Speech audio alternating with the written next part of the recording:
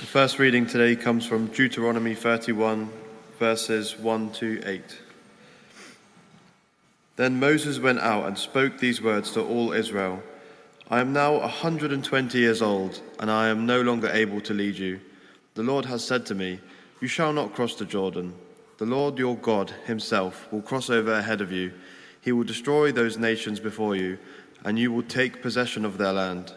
Joshua also will cross over the river ahead of you, and as the Lord said, and the Lord will do to them what he did to Sihon and Og, the kings of the Amorites, whom he destroyed along with their land.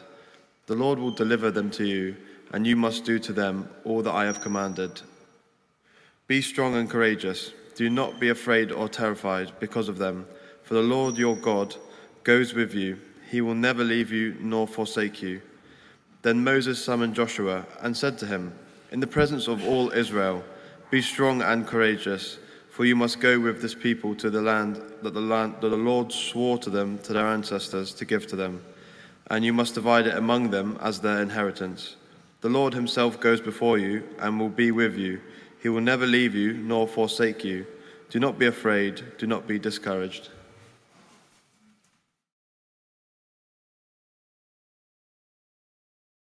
The second reading is Deuteronomy 34, verses 1 to 12.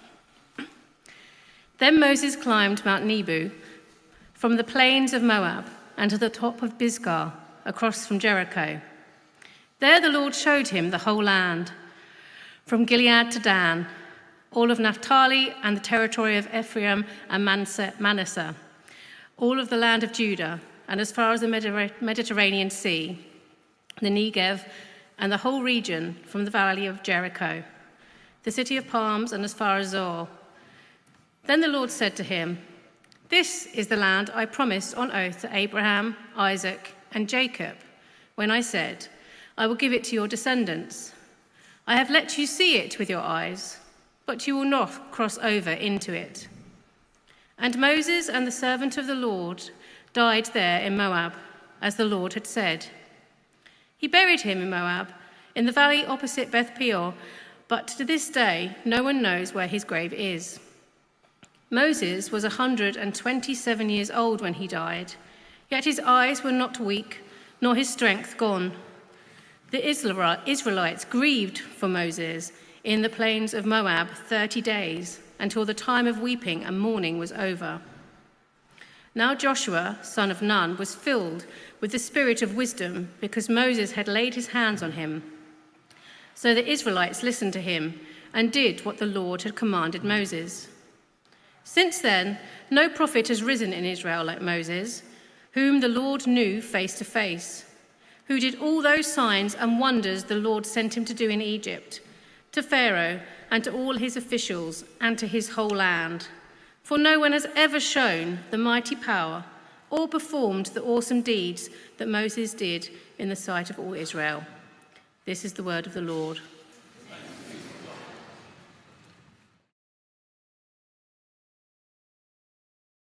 Thank you very much. Good morning, everyone.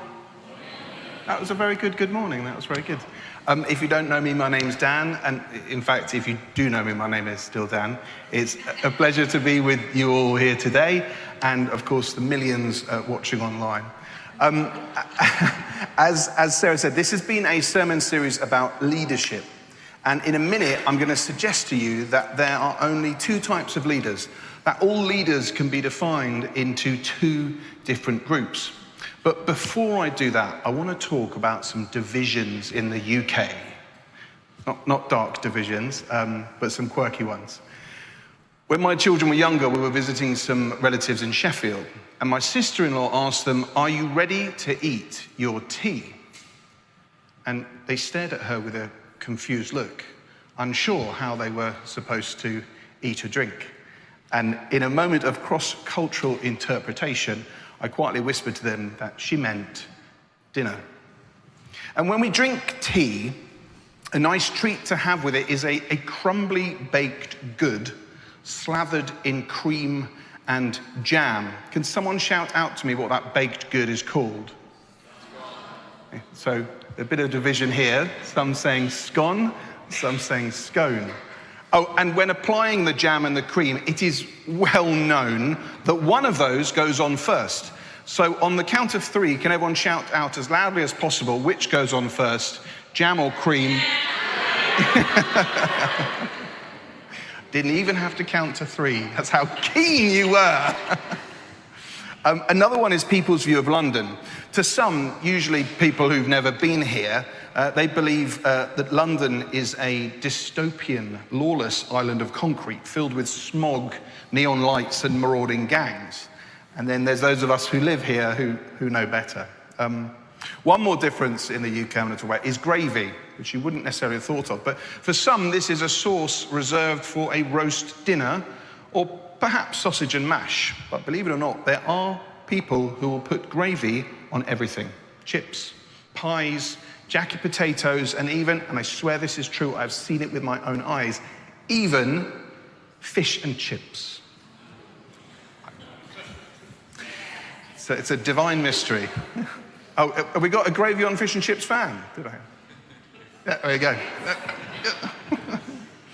Now, just as you can divide the people of the UK in many different ways, you can do this with leaders as well. There's lots of different ways you can categorize and divide leaders. But I want to talk about just one way that you could divide leaders. And it's nothing to do with experience, with competence, with style. It's none of the observable aspects of leadership. Rather, it's about motivation, the raison d'etre, the why. Ronald Reagan famously had on his desk in the Oval Office a little sign that said there's no limit to what a man can do or where he can go if he doesn't mind who gets the credit. For some reason, the writer of the sign believed this only applied to men, but putting that aside, it does point to this same divergence. As a leader, are you searching for credit and acclaim, or is your leadership about doing what you set out to do? Because I believe there are 2 types of leaders.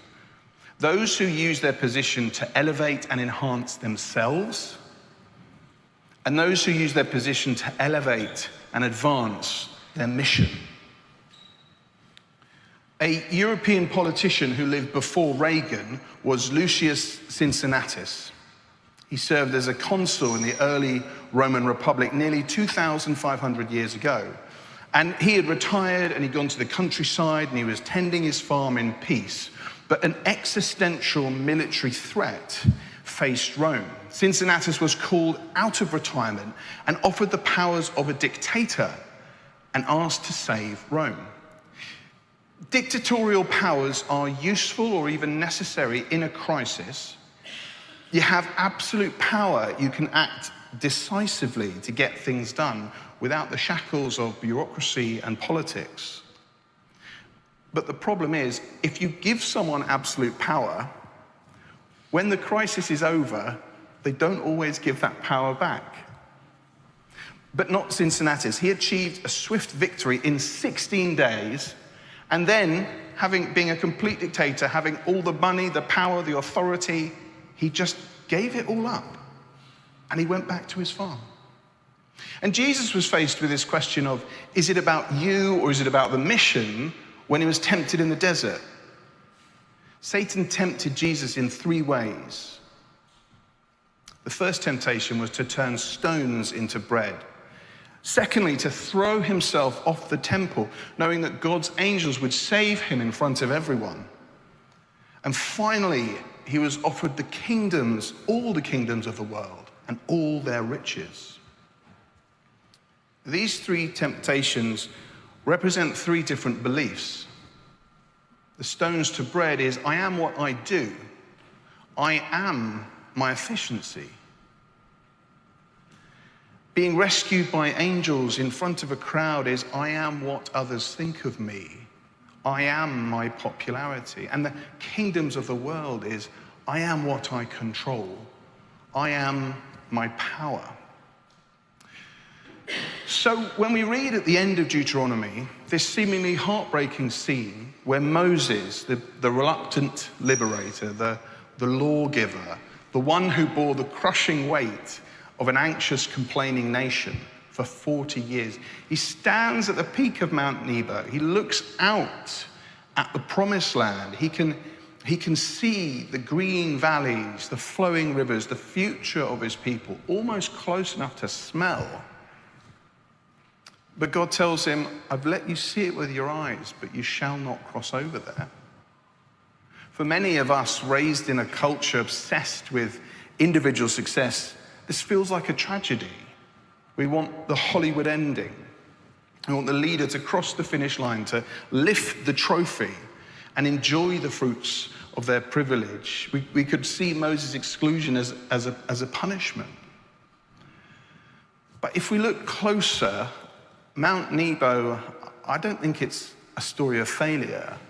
Rather, it's a culmination of a leadership lived well, because Moses' leadership was never about him, was never about his own self-glorification, his status, his power. He didn't seek to be the leader of the Israelites. He didn't think he was capable. He told God he couldn't do it. He didn't do things to achieve popularity or acclaim, and the Israelites criticized him every step of the way. He didn't revel in his accomplishments. Rather, he was just constantly frustrated with the Israelites' lack of faith and capacity to follow God's rules. His single burning focus was his mission, delivering his people to liberation. The goal was everything with Moses. The ego was nothing. God had put him in a position of power to do something, and he'd done it.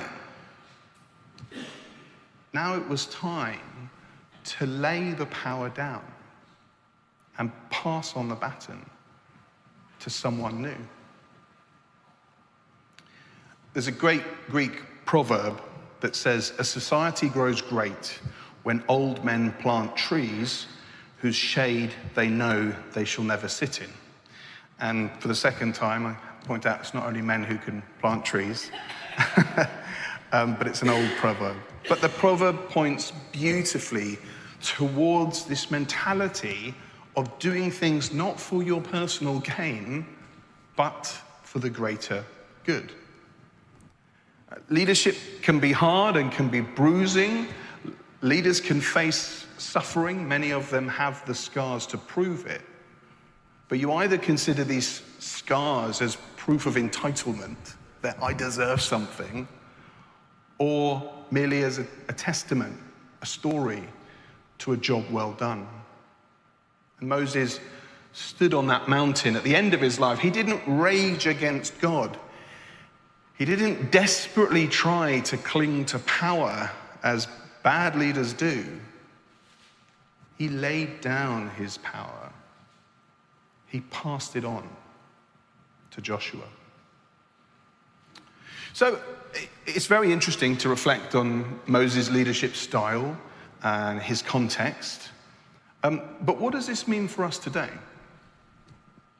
Firstly, as others in this sermon series have pointed out, leadership is a broad term. It doesn't just apply to the Prime Minister, the Archbishop of Canterbury, billionaire CEOs. I would define a leader as someone who shapes how others think, feel, and act. Someone who shapes how others think, feel, and act. If you accept this definition, then you can begin to see that a leader can be a parent, a nurse, a teacher, a neighbor, or just a member of a group of friends. And I'd argue that virtually all of us here today have the capacity and the opportunity to shape how others think, feel, and... You were listening. Sometimes if I want to correct my children's behavior, rather than saying, you did a bad thing, I will use the phrase, I expected more leadership from you in that situation. And the Bible specifically refers to leadership as a spiritual gift in Romans 12. I believe it's a gift of the Holy Spirit that God wants to give to us all in different ways.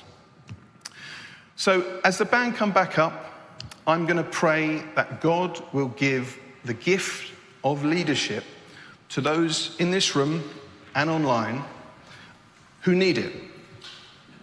and that those who shape how others think, feel, and act would do so in a way that is not about them, but is about doing what needs to be done.